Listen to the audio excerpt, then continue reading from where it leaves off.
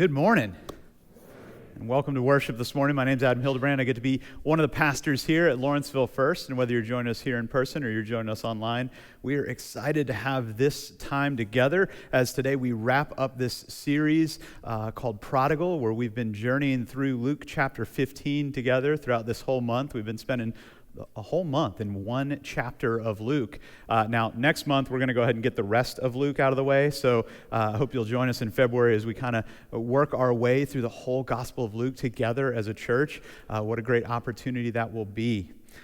Before we get going, let me just say, if you're new here, welcome. We're so glad you're here. So glad you're a part of worship this morning. We would love to get to know you a little bit. We'd love to hear a little bit of your story and to share a little bit of our story. And you're going to hear a little bit in the message today about what we're all about and why we do what we do and some of the ways that we can get involved in what God is doing in and through this place here that we call LVfirst. Well, we have been journeying through this story we commonly refer to as the Prodigal Son. This story that Jesus tells to a group of people gathered together, really two groups of people. He's got some sinners and some tax collectors who are hanging out with him, these people who were nothing like Jesus, who seemed to like Jesus, and Jesus seemed to like them. And then you got these scribes and Pharisees, these really religious people, these people who felt like they had it all together, who were there, and they were looking at Jesus hanging out with these other people, and they're like, hey, I don't know that he should be hanging out with those people. And so he tells this series of stories that we've been unpacking together over this last month. And we've been thinking about this in terms of the new year and how we might find what it is that we've lost, how we might find what it is that we didn't even know that we were looking for, the thing that we're searching for in life, the thing that we need more than anything else. So let me start this morning by telling you a little bit about life back in the 1900s. Back when I was growing up, when I was in high school. You guys remember the 1900s? Some of you remember the 1900s. It was great 100 years. It's towards the end of that, I was in high school, and in the 1900s, kids, we had driver's ed in high school, like as a class. Like you could take it as a class way back in the 1900s. And so what you would do is you'd have it during the day, and one of the coaches from the football team most likely was your teacher. Anybody know what I'm talking about? Yeah. So my coach was Coach Derek. Coach Derek was the instructor for our driver's ed class, and so every day we'd walk out to this little driving area. They had the paved area with all the lines on it and everything, and sometimes we'd drive there, but every once in a while, we got to go out on the road. And so three of us would get into a car with Coach Derek, and this car wasn't just a regular car.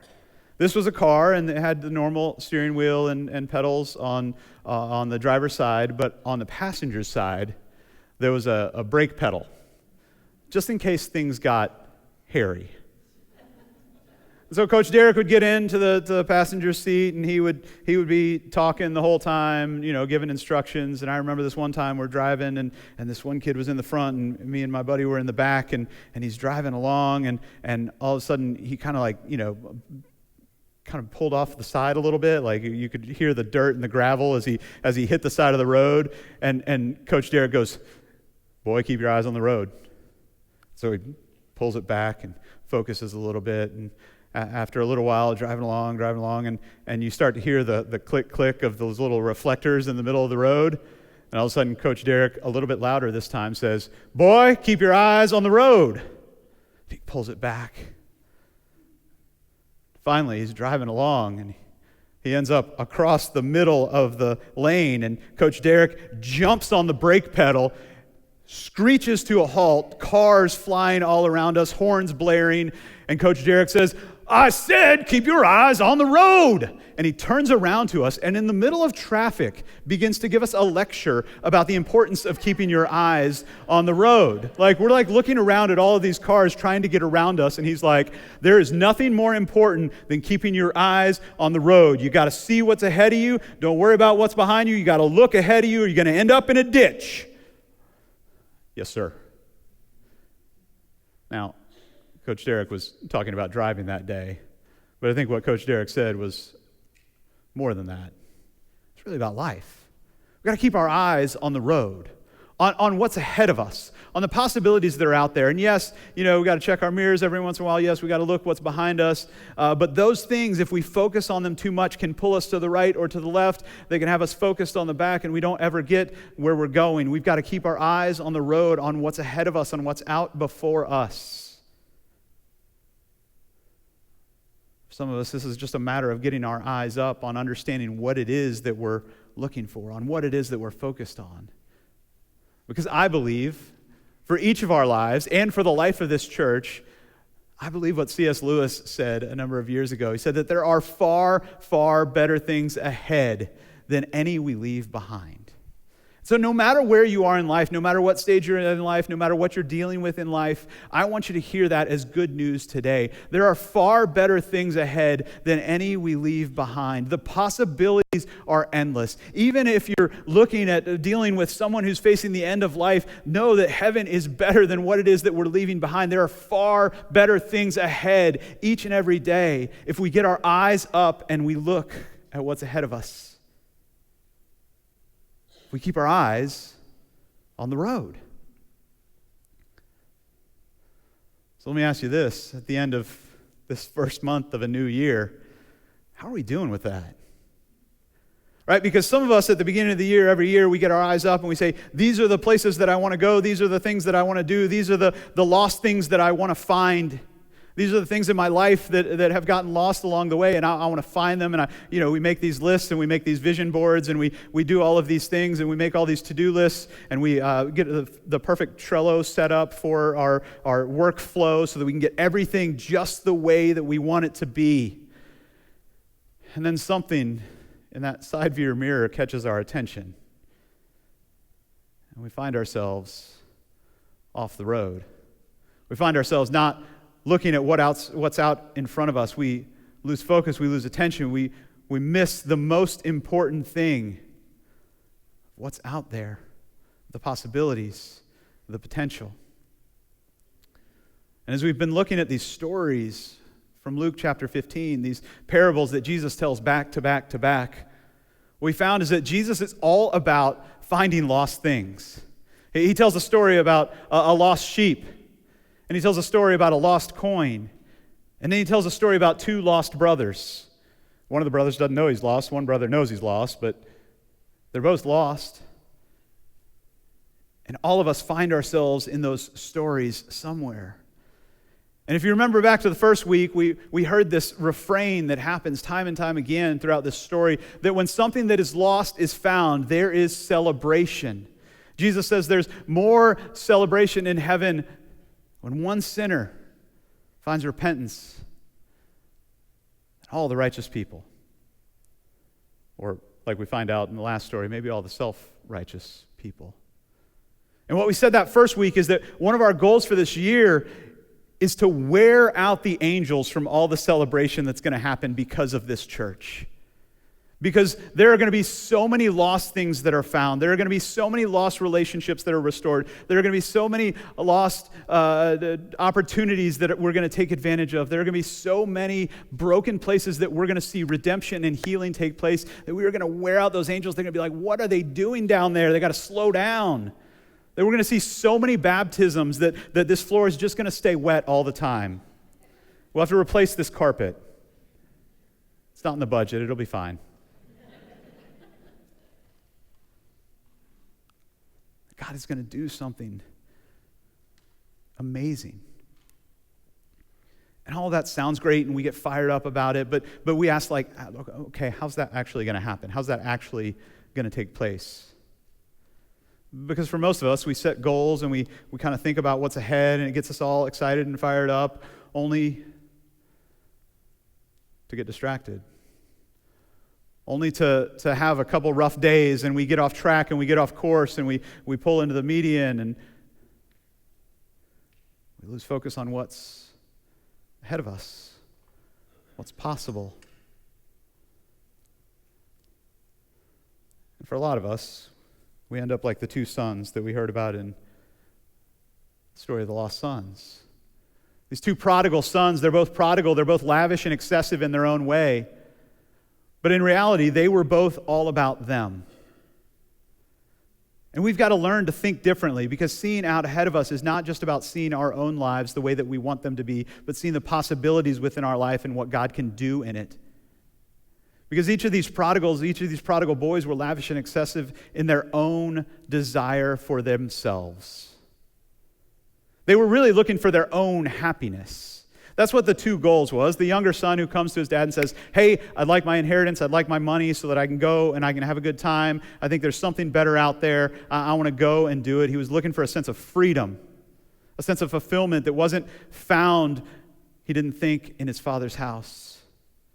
And then the older son who's full of self-righteousness and thinks that just by looking good and by having things in exactly the right way and by making all the morning routine videos so that everybody else can see how good he is at his morning routine,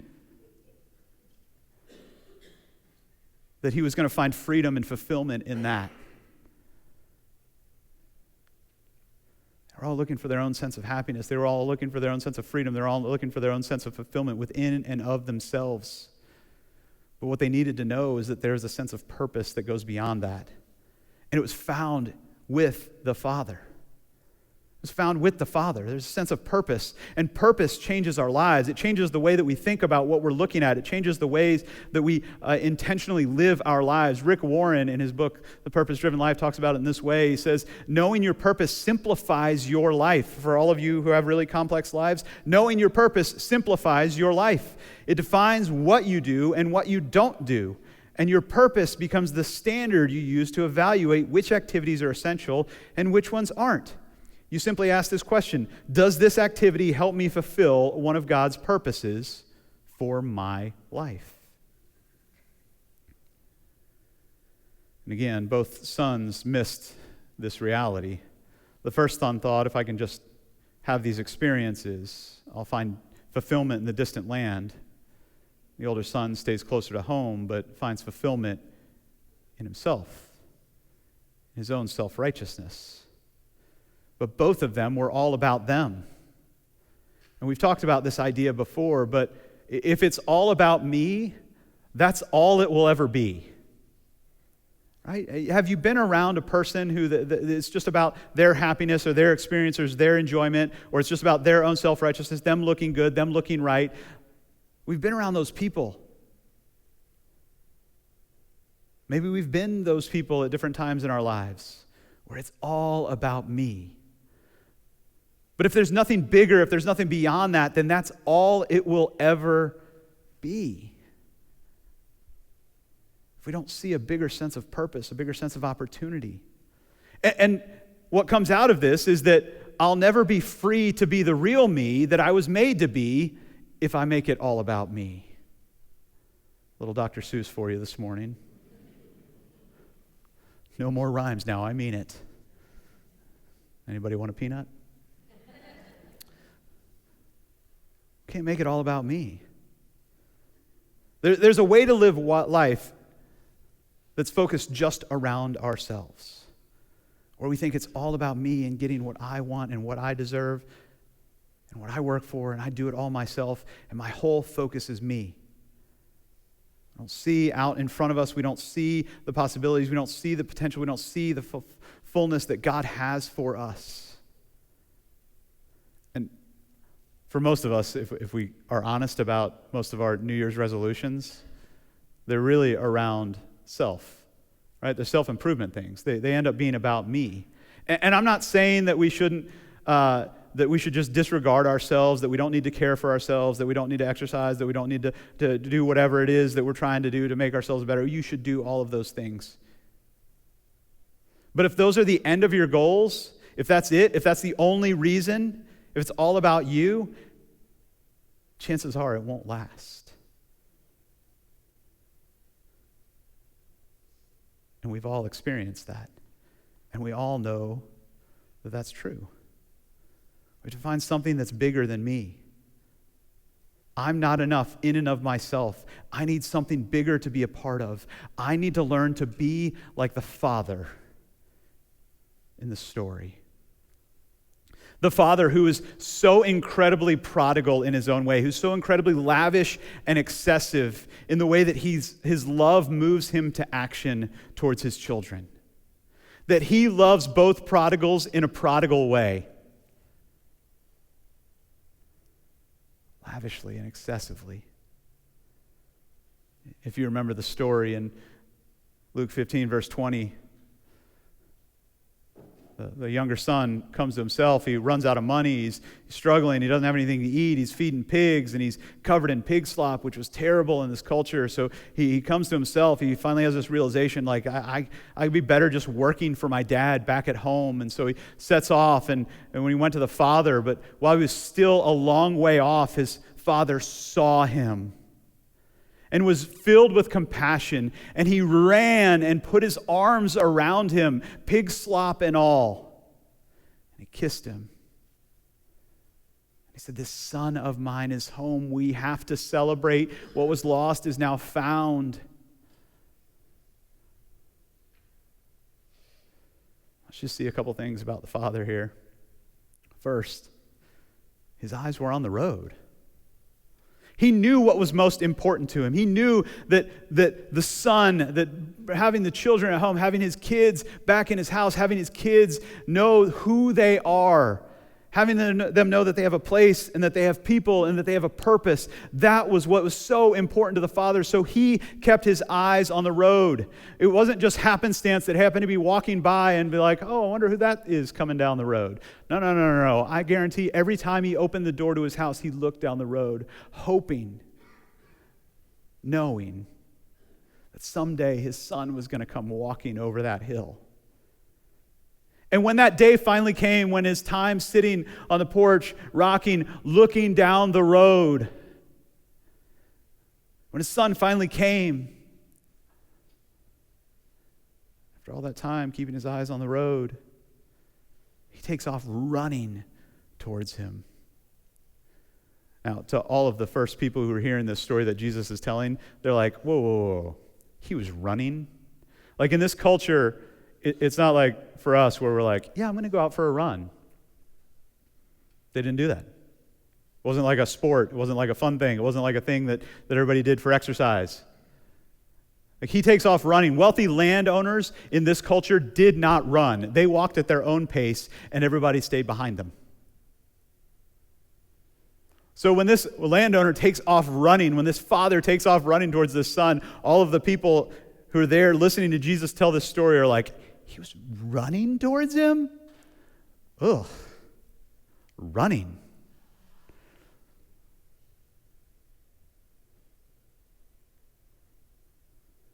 He was running towards him. He was willing to disgrace himself for his son. He was willing to do something that wasn't to his own benefit for his son, to get him back, because he sees the bigger picture. He wants his son to find his place and to find his people, and so the father goes out and brings him in, and he celebrates extravagantly. An incredible celebration ensues. This sense of hospitality in this first culture, which, by the way, is what the Pharisees and the scribes were really criticizing Jesus for, is inviting these people in a hospitable way to be a part of what Jesus was doing in the world. Which should remind us that one of the things that as a church we always have to keep our eyes on the road about is hospitality. Is being willing to welcome people well. Is willing to see people who walk in our doors. We have guests each and every week, and we're so excited to have guests. But do you know what most people who walk into church are wondering? Is anybody going to talk to me? And so keeping our eyes on the road might mean something as simple as when the service is over and we just kind of like circle up with the people that we know and that we talk to all the time, maybe we get our eyes up, see out the windshield, see the purpose and potential and possibility of welcoming people well, of making everyone feel like they can be a part of this place, of exhibiting the Father's love. It might mean doing something that's not just for me, but doing something that's for someone else. Being willing to disgrace ourselves for the sake of somebody else. But it's not just the younger son that the father goes out to. We know the rest of the story, that the older son, the one who looked the part, who did all the right things, who was so incredibly self-absorbed, but missed the bigger picture, missed the opportunity to be a part of what God was doing. He showed up and did all the right things, but he didn't do them for the right reason. So he didn't have a sense of purpose, he had a sense of duty. The father sees him too.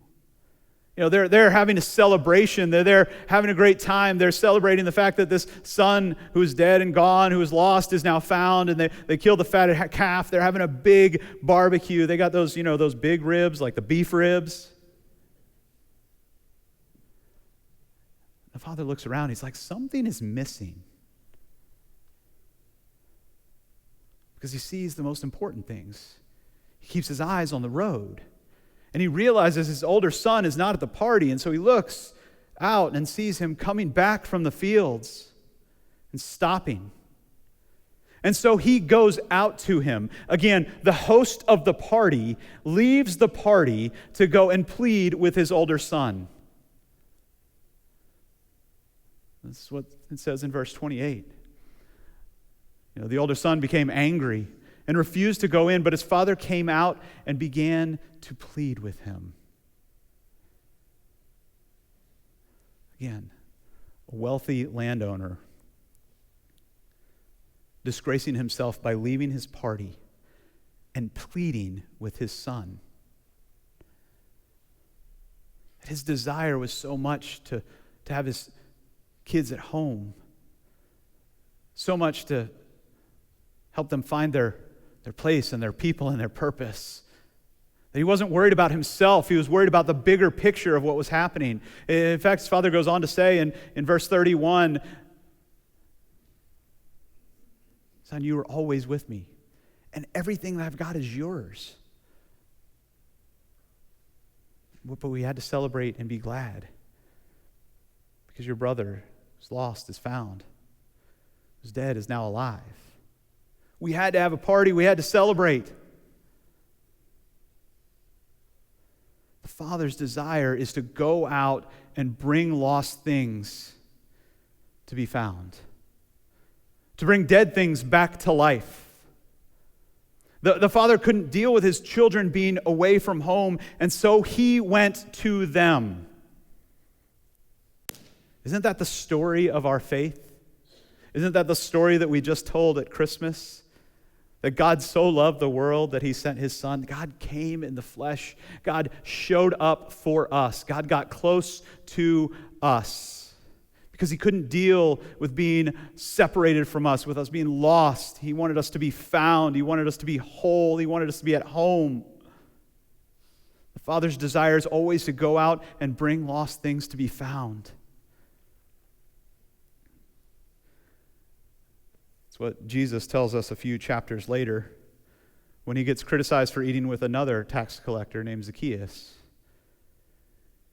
In Luke chapter 19, Jesus kind of gives us his sense of mission and purpose in the world. He tells us what his eyes were on, the road that his eyes were focused on as he thought about what he was doing in the world. In Luke 19, 9 and 10, it says this, then Jesus said to him, that's to Zacchaeus, today salvation has come to this house because he too is a son. Just like these two boys were sons. Zacchaeus is told he's a son as well. He's a son of Abraham. For the Son of Man came to seek out and save the lost. Save that which is lost. The Greek word there for save is sozo. To heal, rescue, redeem. To bring a sense of wholeness, to seek, and heal, and rescue, and redeem that which is lost. This idea of seeking and saving, this idea of seeking and healing and rescuing and redeeming. I wish we had a way at this church to kind of visualize what that might look like. Might look a little bit like this. You guys have probably heard us talk about this once or twice if you've been around for any amount of time. That here at Lawrenceville First, we're all about putting Lawrenceville first. That it's not just about us. That the windshield for us, the thing that we're keeping our eyes on the road on, is putting other people first. By giving our lives away in the same way that God gave his life away. By being willing to be disgraced for the benefit of others. That it's not just about us. And so what that looks like is connecting the church to the community and the community to the church. We say it time and time again. That's what we're looking for. That's what we're keeping our eyes on.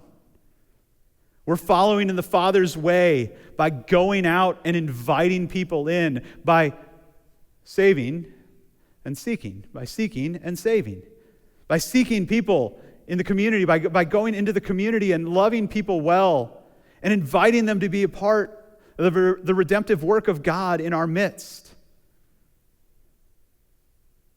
Seeking and saving that which is lost. By seeing broken situations and bringing God's restoration in those places through the power of the Holy Spirit. We've talked about it this way as a staff this year, and I want to invite you guys into this idea too, the idea of influence and impact. Of influence and impact. As we connect the church to the community, as we do all these things that we do in the community, as we set up light shows and have Easter festivals and parenting programs, and we serve the co-op, and we give out water bottles on the lawn, as we connect with the schools, as we do Family Promise, as we partner with Village of Hope, as we build habitat houses, all of those things, all of those different things that we're involved in and a part of, all of those different things provide us with influence in the community.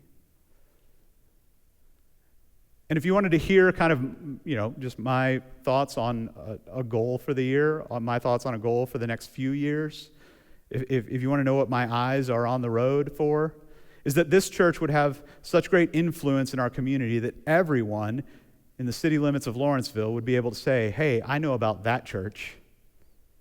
It's about 32,000 people.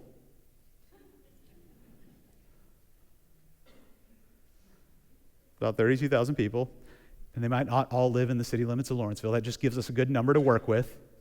But there should be 30,000 people who know who we are, who can at least say, hey, that's the church that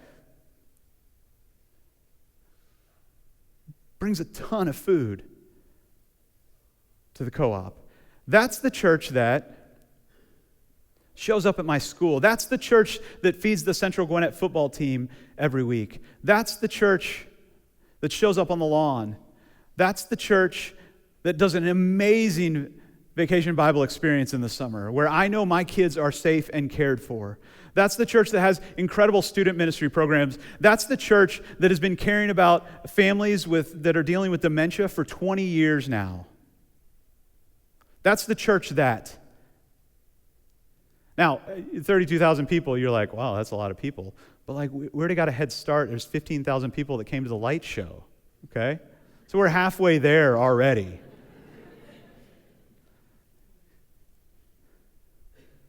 If you're going to play a game you can win.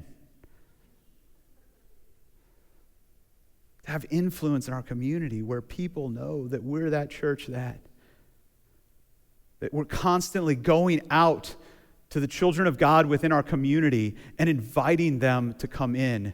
That people would look at us and say, that church is incredibly prodigal. They're lavish and excessive in the way they give themselves away.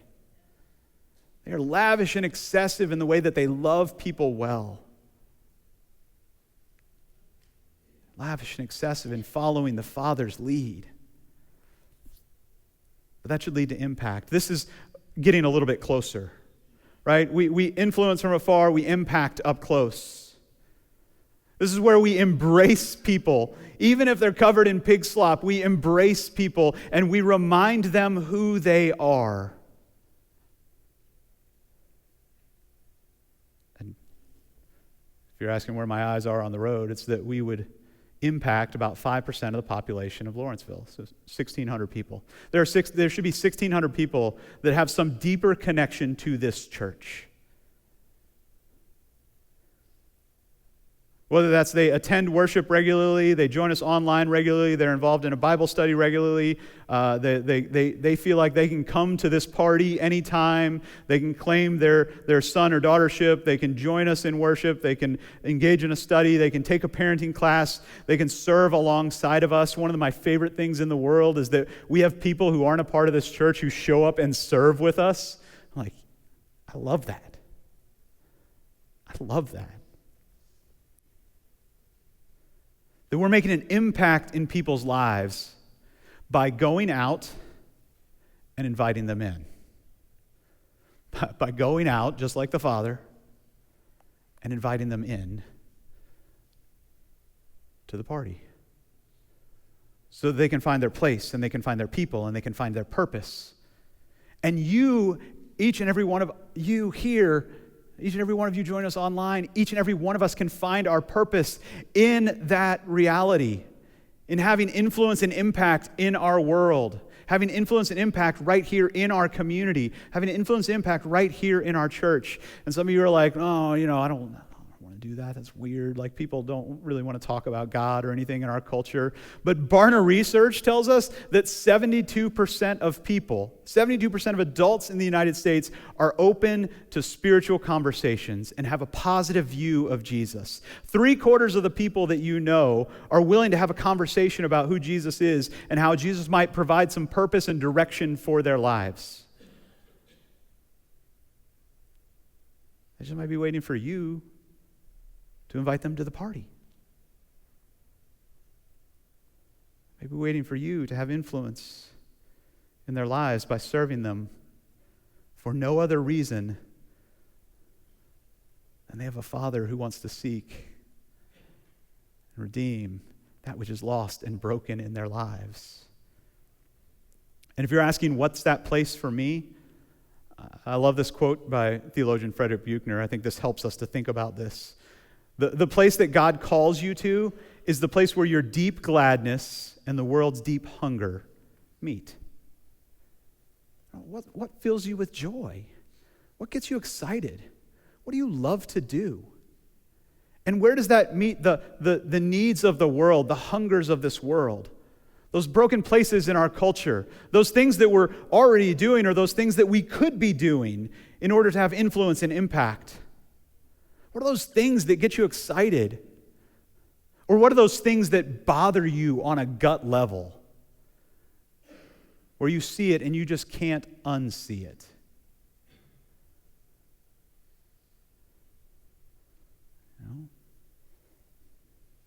It involves serving inside and outside of this congregation. Here on Sunday mornings, we need people to greet people. We need people to welcome people to the party. We need hospitality. We need folks serving our children's ministry. We got lots and lots of kids, and they, like gremlins, they just keep multiplying. It's the best problem in the world. We need people who are willing to serve with kids. But let me tell you something. If the idea of serving with kids does not make your heart glad, do not sign up to serve with kids. We love you, but we don't want you. We want you to serve somewhere else. We want you to serve somewhere else that fills you with joy, that makes you feel like you have a sense of purpose and direction, that you're doing something that matters. That you're having influence and impact. Maybe it's leading a small group. Maybe it's teaching a study.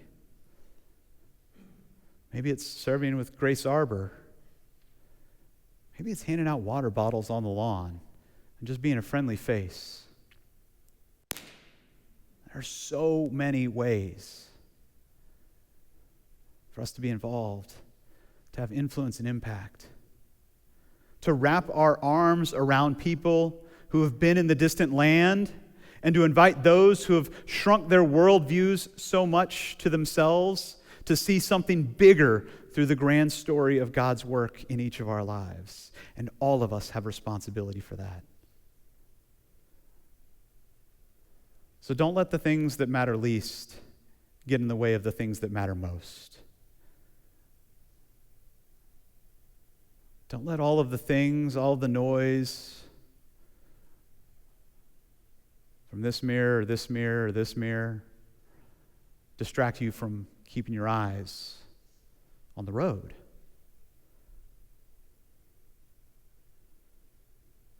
Doing the things that matter most. Because for each of you, and for this church, and for this community, I believe that there are far better things ahead than those we leave behind. If we will be prodigal with our love for all of the prodigals, and we'll keep our eyes on the road.